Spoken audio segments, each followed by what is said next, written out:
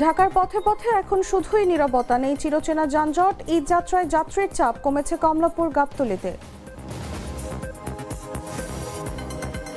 ইরানের সঙ্গে ইসরায়েল ও যুক্তরাষ্ট্রের চলমান যুদ্ধে সৌদিতে মিসাইল হামলায় নিহত মোশাররফের মরদেহ দেশে ফিরেছে। সৌদি আরবের সঙ্গে মিল রেখে ফরিদপুর, ঝালকাঠি, কিশোরগঞ্জ, লক্ষ্মীপুর সহ দেশের বিভিন্ন স্থানে ঈদ উল ফিতর উদযাপন। গাজা গণহত্যা মামলায় ইসরায়েলের পাশ থেকে সরে দাঁড়ালো জার্মানি। আইনি জটিলতার কারণেই এমন সিদ্ধান্ত।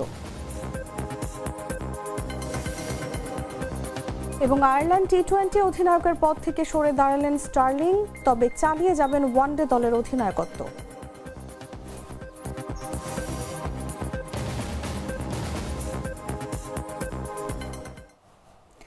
এতক্ষণ শুনছিলেন সংবাদ শিরোনাম। দর্শক, আমন্ত্রণ দুপুর 1টা নিউজে, সাথে আছি আমি Taslima Tithi. Treat chocolate, treat moment, sweet moment. চলে যাচ্ছি পুরো খবরে। রাত পোহালে মুসলিম ধর্মাবলম্বীদের অন্যতম বৃহৎ ধর্মীয় উৎসব ঈদ উল ফিতর। ঈদ ঘিরে চলছে টানা ছুটি। এর মধ্যে রাজধানী ছেড়েছে বহু মানুষ, ফলে ঢাকা এখন অনেকটাই ফাঁকা। কোথাও নেই চিরচেনা যানজট অথবা মানুষের কর্মকোলাহল, নেই কানে জ্বালা ধরা গাড়ির হর্নের তীব্র আওয়াজ। সব মিলিয়ে চেনা রূপ হারিয়ে ফাঁকা ঢাকার পথে পথে এখন শুধুই নীরবতা। শুক্রবার সকালে রাজধানীর মতিঝিল, পল্টন, কারওয়ান বাজার, আগারগাঁও, শ্যামলী, কল্যাণপুর, দারুসালাম ও টেকনিক্যাল সহ বিভিন্ন সড়ক ঘুরে ফাঁকা ঢাকার এমন চিত্র দেখা গেছে। সরেজমিনে দেখা যায় রাজধানীর প্রায় সব সড়ক ফাঁকা, কোথাও কোনো যানজট নেই। যানবাহনের সংখ্যাও অনেক কম। ঢাকার ভেতরে চলাচল করা কিছু গণপরিবহনের দেখা মিলছে মাঝে মধ্যে, সেগুলোতেও যাত্রী উপস্থিতিও স্বাভাবিক সময়ের চেয়ে কম। কোনো কোনো বাস স্টপেজে হাতে গোনা যাত্রীর দেখা মিলছে, তবে যানবাহন কম থাকায় গন্তব্যে যেতে সড়কে দাঁড়িয়ে গাড়ির জন্য অপেক্ষা করতে হচ্ছে যাত্রীদের। স্বাভাবিক সময়ে ঢাকার যে পথ পাড়ি দিতে ঘন্টার পর ঘন্টা লেগে যায়, সেখানে এখন খুব অল্প সময়ে পৌঁছানো যাচ্ছে। কোথাও যানজটে আটকে থাকার দৃশ্য নেই, নেই ট্রাফিক সিগন্যাল। প্রধান সড়কগুলো প্রায় ফাঁকা। দু একটি ব্যক্তিগত গাড়ি, সিএনজি কিংবা রিকশা ছাড়া গণপরিবহনও চলছে টুকটাক।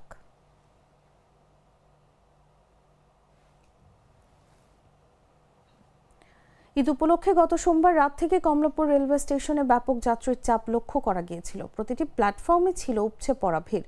কমলাপুর থেকে ছেড়ে যাওয়া প্রায় প্রতিটি ট্রেনের ভেতরে যেমন যাত্রী ছিল, তেমনি অনেককে ট্রেনের ছাদেও যাত্রা করতে দেখা গেছে। তবে সেই পরিস্থিতি আজ আর নেই। যাত্রীর চাপ কমেছে কমলাপুর রেলওয়ে স্টেশনে। শুক্রবার সকাল থেকে প্রতিটি ট্রেন নির্বিঘ্নেই চলাচল করতে দেখা গেছে। গত 4 দিনে যে পরিমাণ যাত্রীর চাপ ছিল, তার তুলনায় আজ অনেকটাই কম ভিড় লক্ষ্য করা গেছে স্টেশনে। অন্যদিকে পর্যাপ্ত যাত্রী না থাকায় এবং নির্ধারিত সময়ের বিলম্বের কারণে এদিন নীলসাগর এক্সপ্রেস ট্রেনটি বাতিল করা হয়েছে। কমলাপুর রেলওয়ে স্টেশন কর্তৃপক্ষ জানায়, সাধারণত 29 রমজানকে কেন্দ্র করেই যাত্রীরা টিকিট কেটে থাকেন। কারণ মুসলমানদের ধর্মীয় উৎসব ঈদ উল ফিতর কখনো 29 রোজা পূর্ণ হওয়ার পর, আবার কখনো 30 রোজা শেষে অনুষ্ঠিত হয়। তাই অনেকে আগে থেকে 29 রমজানকে ধরে যাত্রার পরিকল্পনা করেন। এই সময় বেশিরভাগ বেসরকারি অফিস ও ব্যবসা প্রতিষ্ঠান বন্ধ হয়ে যায়, ফলে ওই সময় যাত্রীর চাপ বেশি থাকে। এরপর যাত্রীর চাপ কিছুটা কমে আসে।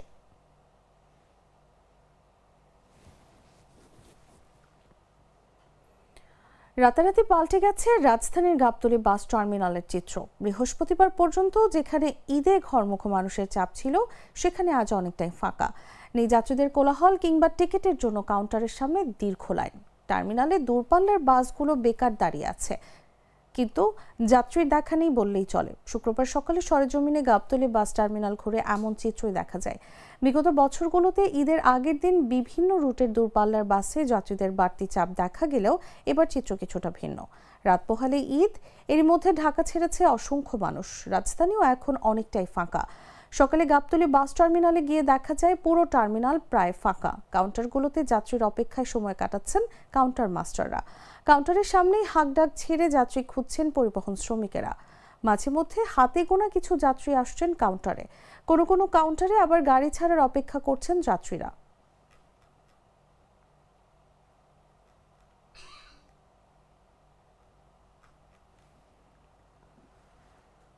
ঈদ উল ফিতর উপলক্ষে বঙ্গভবনে সর্বস্তরের মানুষের সঙ্গে শুভেচ্ছা বিনিময় করবেন রাষ্ট্রপতি মোহাম্মদ শাহাবুদ্দিন ও তার স্ত্রী রেবেকা সুলতানা। শনিবার মুসলমানদের প্রধান ধর্মীয় উৎসব ঈদ উল ফিতর অনুষ্ঠিত হবে। বঙ্গভবনের একজন জ্যেষ্ঠ কর্মকর্তা বলেন, রাষ্ট্রপতি সকাল 8টা 30 রাজধানীর হাইকোর্ট প্রাঙ্গণে জাতীয় ঈদগাহে ঈদ উল ফিতরের নামাজ আদায় করবেন। তিনি বেলা 11টা থেকে 11টা 30 পর্যন্ত বঙ্গভবনে সর্বস্তরের মানুষের সঙ্গে ঈদের শুভেচ্ছা বিনিময় করবেন।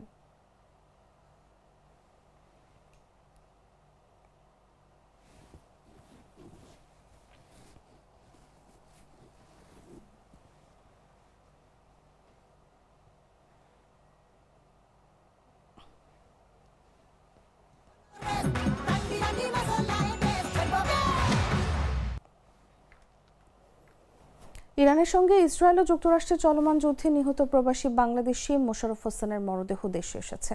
শুক্রবার সকাল 10টা 48 তাকে বহন করা সৌদি এয়ারলাইন্সের উড়োজাহাজ ঢাকার হযরত শাহজালাল আন্তর্জাতিক বিমানবন্দরে অবতরণ করে। বেলা 11টায় প্রবাসী কল্যাণ ও বৈদেশিক কর্মসংস্থান মন্ত্রী আরিফুর হক চৌধুরী এবং পররাষ্ট্র প্রতিমন্ত্রী শামা ওবায়েদ মোশাররফ হোসেন বিমানবন্দরের 8 নম্বর ফটকে আসেন। তারা মোশাররফ হোসেনের স্বজনদের সান্ত্বনা দেন। মরদেহ সংগ্রহের পর তারা দুজন গণমাধ্যমের সঙ্গে কথা বলবেন।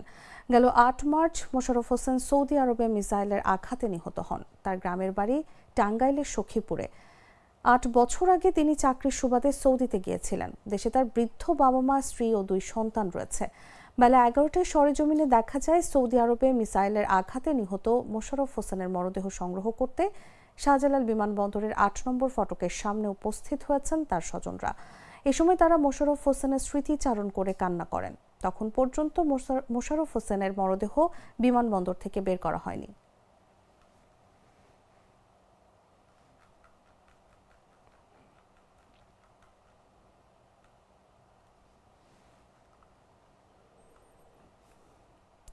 দেশের কয়েকটি জেলায় সৌদি আরবের সঙ্গে মিল রেখে আগাম ঈদ উল ফিতরের নামাজ অনুষ্ঠিত হয়েছে। শুক্রবার সকাল থেকেই ভিন্ন এই আয়োজন ঘিরে ছিল ধর্মীয় আবহ ও উৎসবের আমেজ।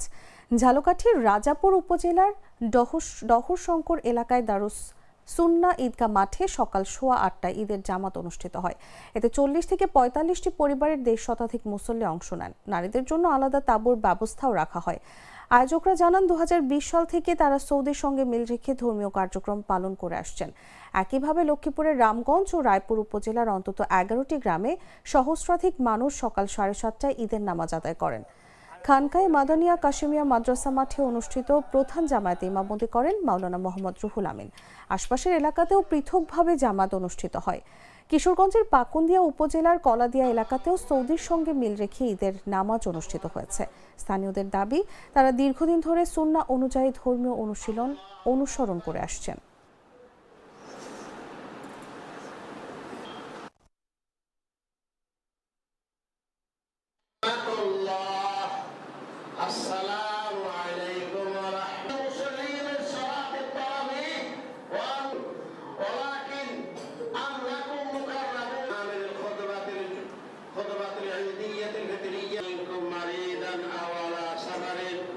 চোদ্দোশো 47 সনের শাওয়াল মাসের 1 তারিখ আজকের হিজরি ক্যালেন্ডারের, সেই মোতাবেক আমরা দীর্ঘ 1 মাস সিয়াম সাধনার পর আজকে পবিত্র ঈদ উল ফিতরের নামাজ আমরা উদযাপন করছি সারা পৃথিবীর মুসলিম উম্মার সাথে একত্রে। প্রত্যেক বছরই আমরা প্রথম চাঁদে ঈদ উদযাপন করা হচ্ছে হাদিস মতে। এখানে আমরা যে আসছি 8-10 বছর পর্যন্ত, যেহেতু ঠিকভাবে আসছি সমস্যা নেই। তাহলে তার ভিত্তিতে সিয়ামও ঈদ করতে পারবে এবং দুজন মুসলিম যদি সাক্ষ্য দেয় তার ভিত্তিতে সিয়াম ভাঙতে পারবে। অর্থাৎ আমরা এই নীতিকে অবলম্বন করে সাক্ষী পেয়েছি। দেখেন, আফগান, নাইজার, মরিশাস এই সকল রাষ্ট্র ঈদ করছে চাঁদ দেখার ভিত্তিতে, তারা মুসলিম। আমরা সেটাকে সাক্ষ্য গ্রহণ করে সিয়ামের 29 তারিখ পূর্ণ হয়েছে, আজকে আমরা ঈদ করেছি আলহামদুলিল্লাহ। 1 যুগ পার হয়ে গেছে, 15-16 বছর ধরে আমরা এইভাবে এখানে ইবাদত করে থাকি। আমরা যারা আছি এখানে প্রায় 15 বছর ধরে এভাবে আমরা ঈদ এবং ঈদুল আযহা, ঈদুল ফিতর উদযাপন করে আসছি আলহামদুলিল্লাহ। আমি তো মশলা বদলে ফেলেছি, এবার আপনিও বদলে ফেলুন। একবার প্রাণ গুঁড়া মশলা ব্যবহার করেই দেখুন। জানাবো আন্তর্জাতিক সংবাদ।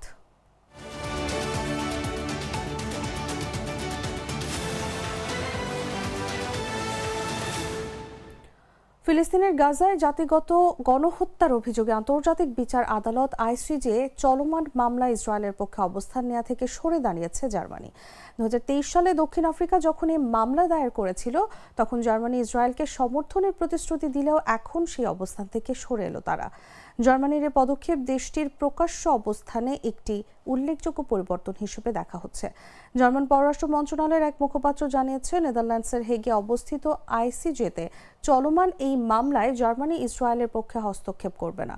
যদিও 2024 সালের জানুয়ারিতে বার্লিন ঘোষণা দিয়েছিল যে তারা ইসরায়েলকে সমর্থন করবে এবং দক্ষিণ আফ্রিকার আনা অভিযোগগুলোকে ভিত্তিহীন বলে প্রত্যাখ্যান করেছিল। জার্মান পররাষ্ট্র মন্ত্রণালয়ের মতে এই সিদ্ধান্তের পেছনে রয়েছে তাদের নিজস্ব আইনি জটিলতা, কারণ নিকারাগুয়ার করা পৃথক একটি মামলায় বর্তমানে আন্তর্জাতিক বিচার আদালতে জার্মানিকেই নিজেদের অবস্থান ব্যাখ্যা করতে হচ্ছে। ওই মামলায় নিকারাগুয়া অভিযোগ করেছে, গাজায় ইসরায়েলের অভিযানে রাজনৈতিক, সামরিক ও আর্থিক সহায়তা দিয়ে জার্মানি আন্তর্জাতিক আইন এমনকি গণহত্যা সনদ লঙ্ঘন করেছে।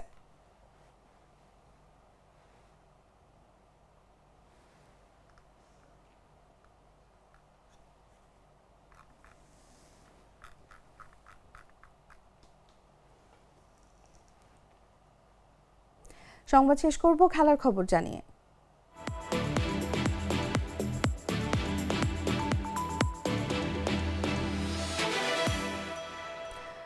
আয়ারল্যান্ড ক্রিকেটে বড় পরিবর্তনের সূচনা হলো। টি-20 দলের অধিনায়কত্ব থেকে সরে দাঁড়ানোর ঘোষণা দিয়েছেন পল স্টার্লিং।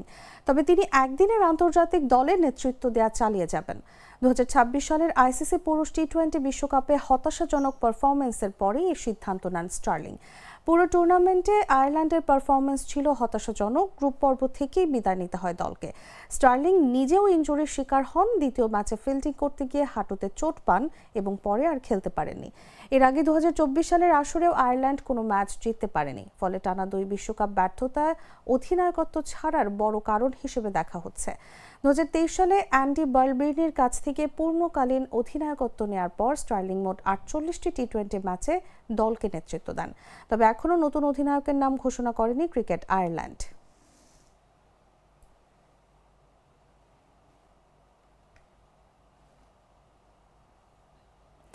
দর্শক, সংবাদ শেষ করার আগে শিরোনামগুলো জানিয়ে দিচ্ছি আরও একবার।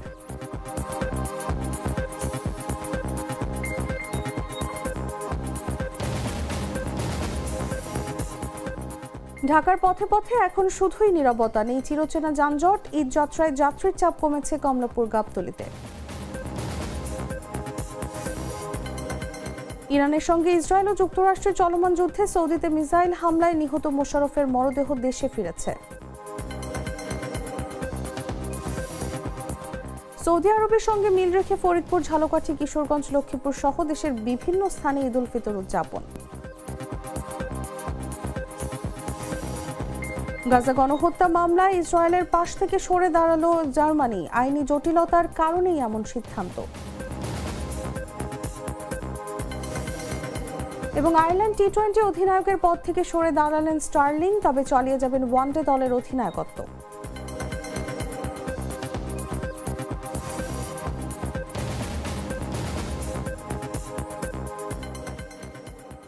দর্শক, এই ছিল এখনকার মতো। এরপর দেখবেন দুপুর 3টা নিউজ। প্রতি মুহূর্তে সর্বশেষ খবর জানতে ভিজিট করুন jagunews24.com। ফলো করুন আমাদের ভেরিফাইড ফেসবুক পেজ এবং সাবস্ক্রাইব করুন জাগো নিউজের ইউটিউব চ্যানেল। ধন্যবাদ সবাইকে।